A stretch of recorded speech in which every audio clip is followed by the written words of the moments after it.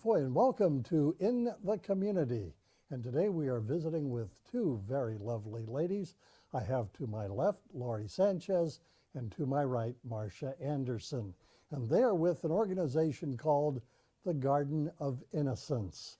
And with that, we're going to start with Lori and ask her a little bit about the background of what the Garden of Innocence is all about. Lori Sanchez, Director, Garden of Innocence. The garden actually started in the early 1990s by Elisa Davey, who is the founder of the garden. And what we do is we bury unidentified and abandoned babies.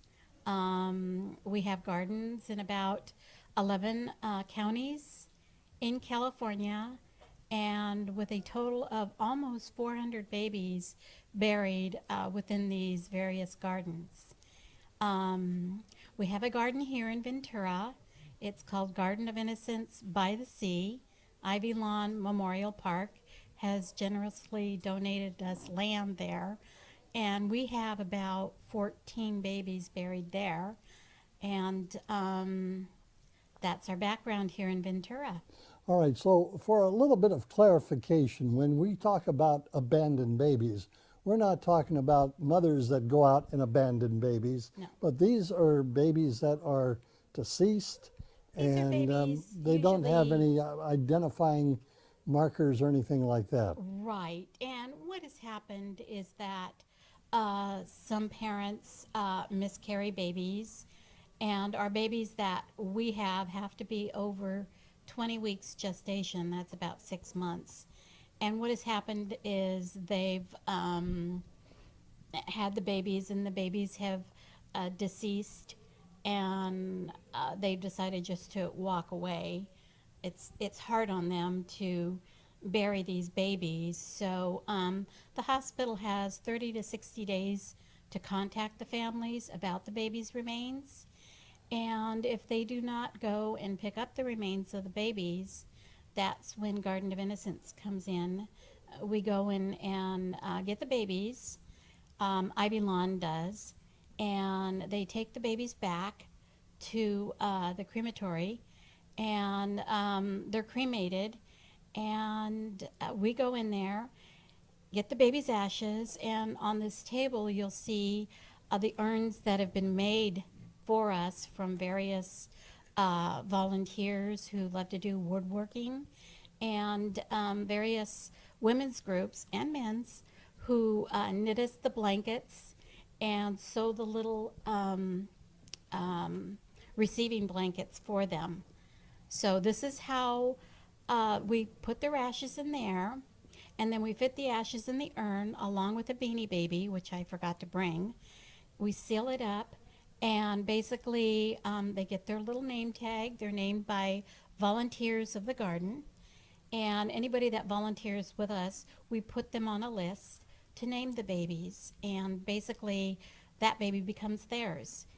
These babies have no last names because they're the community's babies, and they carry all our last names.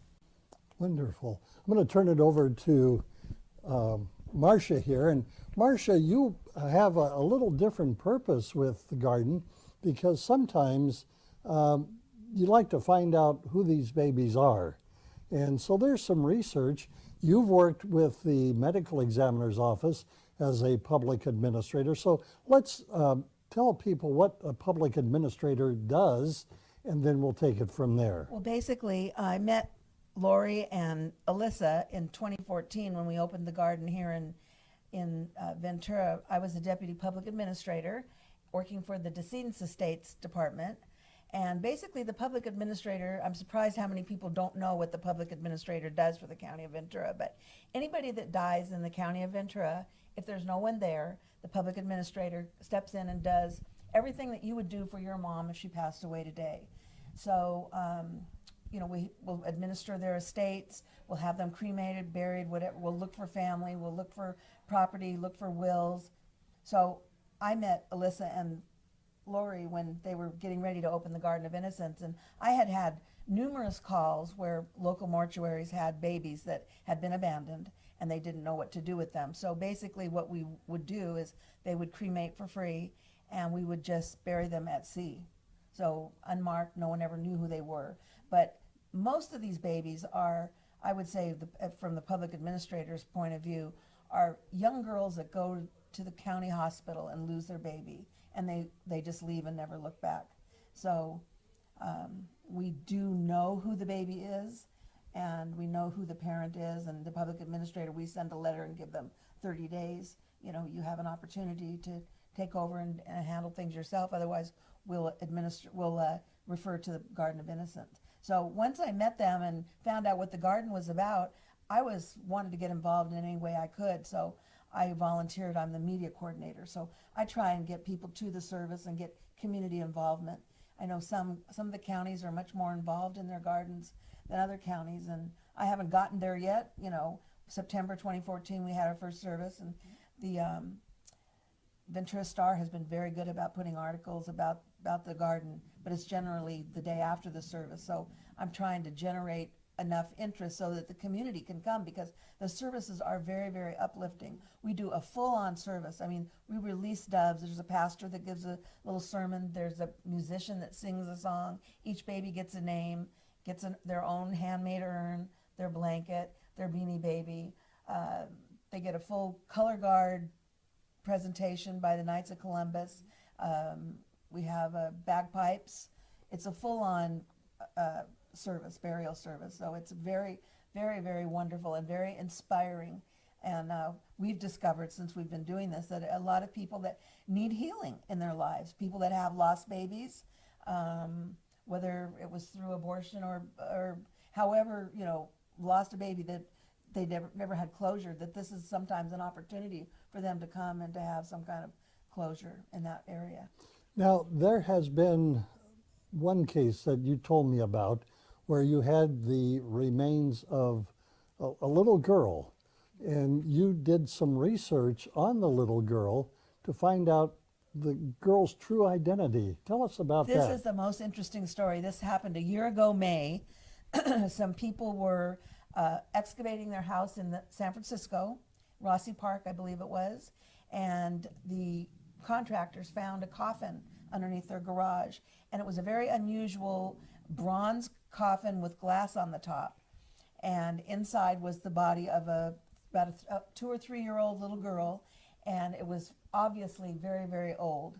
And so we came to find out that this child actually died in 1876, I believe. And we went up to San Francisco. We did take some hair samples from her. She was obviously from a family that was, you know, of means. She had a very, very nice coffin and had a beautiful dress on and these blonde curls, and she was very well preserved. And this homeowner, they made them call the coroner in San Francisco. The medical examiner came out and made them open the coffin, which had been hermetically sealed. So this set off all kinds of things after that, after it was opened. But they just told the homeowner that you're on your own. So she had been buried in the Oddfellows Cemetery. And in the 1920s, the people of San Francisco, the city was developing, and there were 6 cemeteries in the city of San Francisco. And they voted 3 times to remove the bodies. They were saying that the dead were infringing on the living.